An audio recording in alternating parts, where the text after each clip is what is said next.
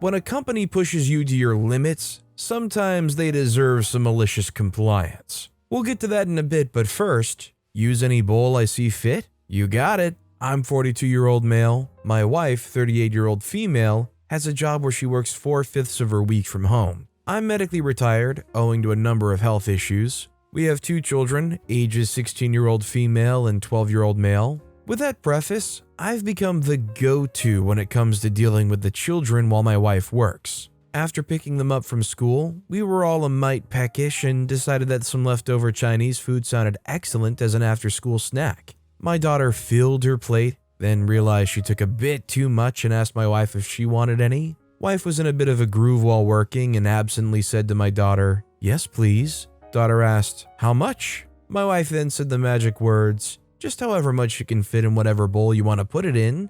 Cue malicious compliance. I took one of her pumpkin-shaped coffee mugs, filled it to the brim with lo mein, as well as some beef and broccoli, and nuked it for 45 seconds. Thusly warmed, my daughter looked at me and said, "I think you should deliver that one, Dad." Placed a fork in the cup and plonked it down on my wife's desk. The peals of laughter lasted probably a good 2 minutes before she said, "Gosh darn you two." Not gonna lie, when you're doing something for somebody else and you ask them what they want, a lot of times there's nothing more desirable than somebody just saying exactly what they want. Also, hi, I'm Steven, and if you enjoy awesome stories of malicious compliance, why not hit that subscribe button down below? That said, our next story is make it go 20% faster. Sure. So this happened around 2010 in Australia to my brother, who's a tradesman who worked for a small engineering firm. The pay wasn't great, but the company had great conditions and interesting work.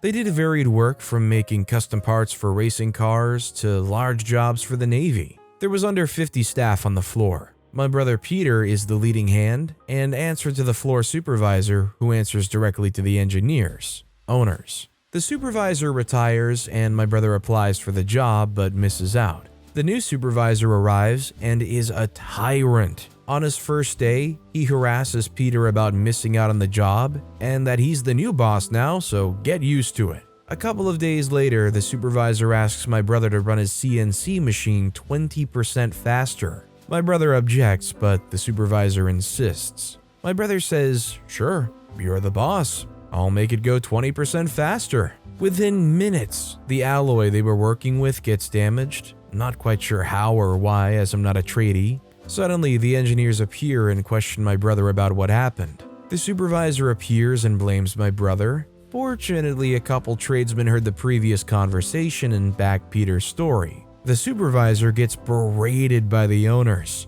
My brother applies for another job soon after this and gets it. The new job pays so much better, and it's a supervisor's job. About 6 weeks after Peter left, the owners from the previous job ring him and offer him the supervisor job, as they've sacked the supervisor due to poor work standards, but Peter declines. It's nice to hear that Peter didn't play around with a company that so ignorantly overlooked him. Our next story is, if you say I'm not allowed to touch it, I won't. Not even if you say I should. I work in an electronics manufacturing company as a quality inspector. There are some products that need to be X-rayed and ICT'd, in-circuit test. We have both inline X-ray and ICT machines. The X-ray just works, but the in-circuit test program sometimes errors out. Usually 99% of times there's an error message which just needs to be dismissed and the machine will continue testing. There are a few occasions when the test program needs to be restarted,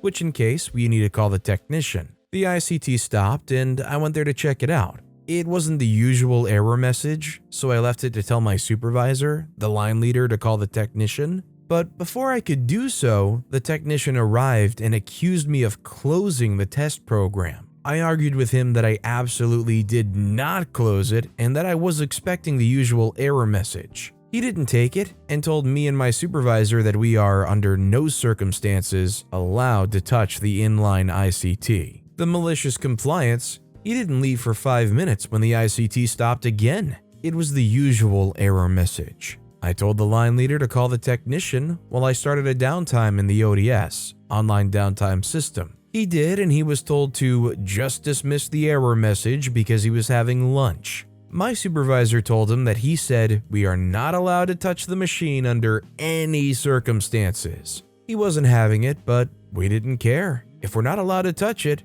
we won't. After he finished lunch, he came there, dismissed the error message, and started to argue with us. We said, "But you told us we're not allowed to touch it." So we didn't. The fallout, in the end, he had to close down a 30-something minute downtime for what would have otherwise taken a few seconds. From then on, we were allowed to dismiss the error message, but only that. We, of course, are not having it. We're not allowed to touch the ICT under any circumstances after all. This next story is Boy Scout troop leader gets mad because we only eat snacks when camping instead of real food, so we comply. This happened about 10-ish years ago, but I was a Boy Scout with a bunch of friends. Every time we would go camping, we would always just bring a bunch of snacks and eat those instead of hot dogs or standard foods. Our troop master got mad at us for only eating snacks and demanded we bring our own food next time, since he was wasting money on food we didn't eat. So my friends and I, being the evil kids we were, we all brought an assortment of foods such as chicken tenders, corn dogs, and pizza rolls. The troop master was visibly upset, stating that none of these were real camping foods,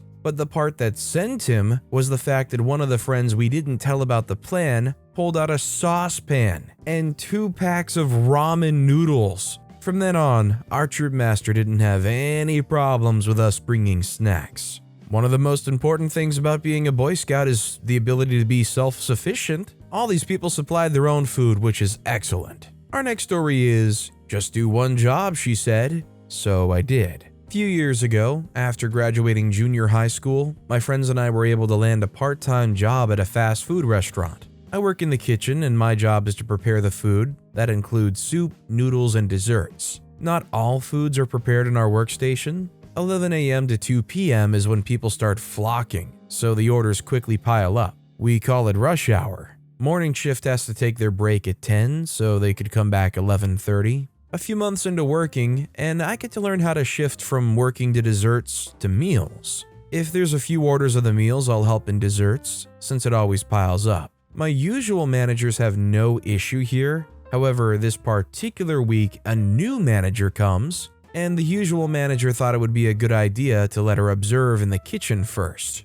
For the first few days, she would just stand in the corner, and the seniors would teach her the standard of the food we're preparing in the kitchen after rush hour. After a few days, she would start to point out a few things I do, why this and that. Since after orders died down, I would do the refills and such. I don't really mind. However, I noticed she would only do this to me, no matter how small the mistake is, like how messy I work, just because there's a few drops left on the counter whenever I refill, which I quickly clean. Here comes the malicious compliance. As rush hour comes, my senior started his break a bit late, so me and my newbie coworker, in charge for desserts, were the ones in the kitchen. And since orders for desserts start to pile up, I started to help out with the desserts since I can easily finish the meals. And this manager noticed what I was doing, and instead of helping out, she straight up said, "Can't you just stay in one place?" with a hint of annoyance in her tone. So me and my coworker just stared at her for a few seconds before continuing our work. Then she grabbed me in my arm and dragged me in the parallel workstation where I prepare meals and said, "You have one job and do it here," even raising her tone. I tried to explain that I could still do the meals while helping out, and the orders for desserts are starting to pile up, but she still said the same thing. And so I did the orders just for meals. I pity my coworker who started to panic since there's a lot of follow-up orders, and whenever I look at her, she would just stare at us. My senior, who just came back from his break, quickly helped with desserts, and me just taking my time preparing the meals. After the rush hour, my senior asked me why I wasn't helping with the desserts, and why I would let my coworker who just recently started do the work. I tell them what happened, and my coworker also told them what happened. Good thing he relayed it to our usual manager, and she never did it again. She would still point out every little mistake I did every now and then, but would let me do my work peacefully. I mean, I don't know if there's anybody you could report to, but it seems almost targeted. I mean, why just OP? Our next story is, I can't take time off when I want, so what about when you don't want? In 2019, I started working for a big accounting firm right after college. I already had a bit of experience because of a few internships, and I always worked part-time since I was 16, but I was mainly hired because I spoke 4 languages and they had business with a lot of foreign clients. I was hired as a consultant, but I did a lot of things. I really enjoyed organizing big files, and I had a lot of experience with Excel, since I'd paid for a professional course during college. So besides my usual work of handling some clients and doing my reports, I was also doing a lot of things like sales reports, client reports,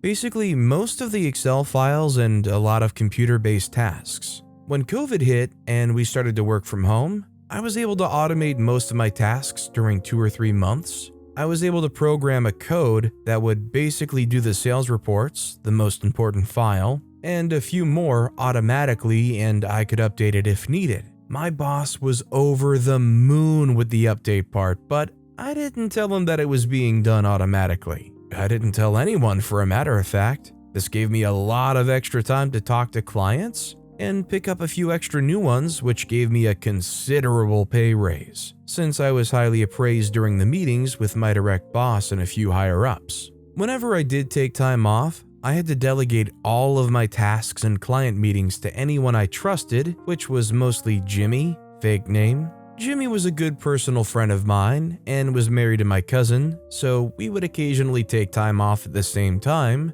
for a vacation or family gathering. I was saving my vacation days for summer and winter, and in the only days I took during 2020, I left my tasks running automatically, and I told Jimmy that he didn't need to do that, and he didn't really ask questions since it was less work for him. However, me and Jimmy took a few days off at the same time to go to a wedding in another country, and I was told by my boss that he would let it happen, but to not make it a habit to take our vacation at the same time, and that I would have to work a bit harder to thank him for his good deed, and that my sales weren't getting any bigger in the last few months. I reminded him that I had the highest number of sales in all of the department, and I was the only one with the extra tasks, but he just told me that it wasn't a big deal and that anyone could have done that. So when I went on vacation, I turned off all of my automated tasks. And this was a big deal, since it was the end of the month and my boss would need all of my reports completely updated.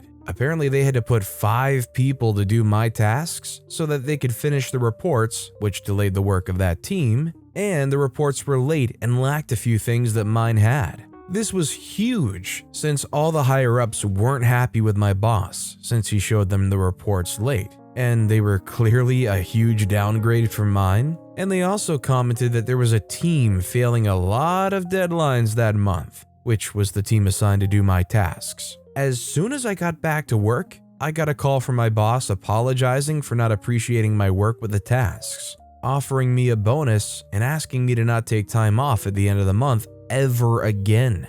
I told him that it was an unreasonable request, and I reminded him that he already approved my week off in 2 months. Which he apparently was still under approval, and he straight up told me that it wasn't going to be approved. I'm not an angry person per usual, but I got really upset about that, and they told me that as long as it wasn't at the end of the month, I could take time off whenever I wanted. Okay, fine. As soon as I got out of the call, I started looking for other jobs and I scheduled all of my time off, about 3 weeks, on the next month. The busiest month for us. This was a big deal since most of the big clients didn't speak English or our native tongue, and they only wanted to talk to me, but nevertheless, my boss approved. Subsequently, Jimmy also scheduled the time off at the same time, so despite not being at the end of the month, someone had to do my tasks, since I would once again turn them off.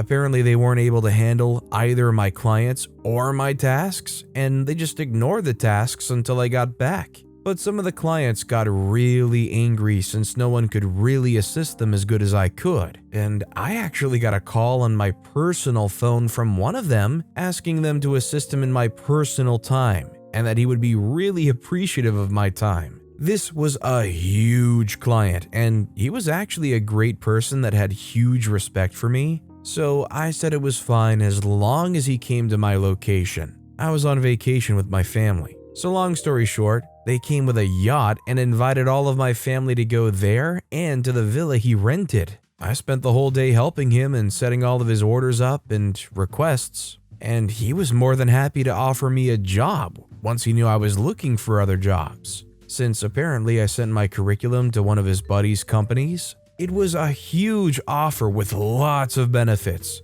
and the offer would also extend to Jimmy, who was actually going to work for me with a great salary also. In my country, you don't have to give 2 weeks notice to your boss, so I just quit when I returned and told him that I wouldn't do any of the sales reports. He was pissed, but there was nothing he could do. I'm still in that same new company, but with a higher position now. I actually manage a huge team and I don't really have a schedule. I just have to travel a lot, which is fine by me. Last I checked with a few friends that still work in my old company, they had to hire a whole team to handle my tasks. And a few of the clients quit because they weren't satisfied with how they're being handled. Next time, you should value your employees more. I mean, rules are rules and all, but unless you're a big shot company that doesn't rely on one person literally propping the walls up, probably should have some leniency and work with your workers. But with that being said, that's all the time we have for today.